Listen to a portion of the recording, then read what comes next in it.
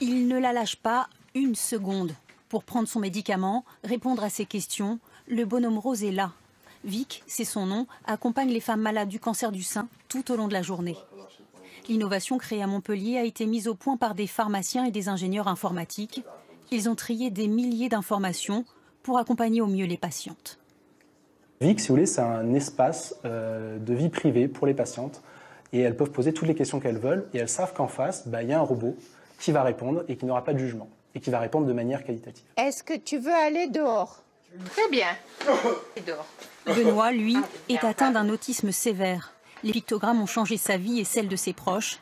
Traduire le langage en images évite de nombreuses crises, limite les troubles du comportement.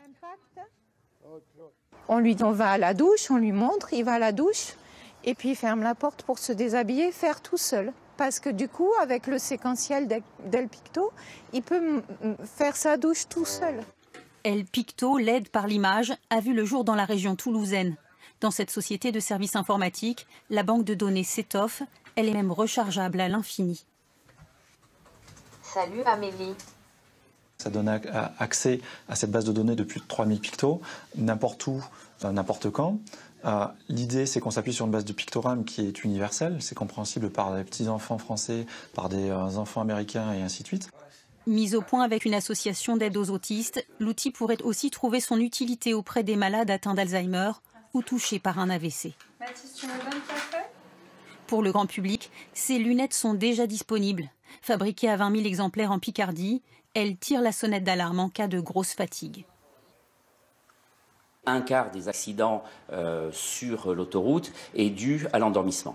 Donc des lunettes contre l'endormissement, il y avait vraiment un intérêt.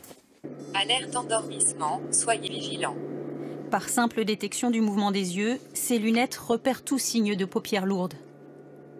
Installée sur la Côte d'Azur, la start-up est passée de 2 à 20 salariés. Elle est partie à la conquête du marché américain.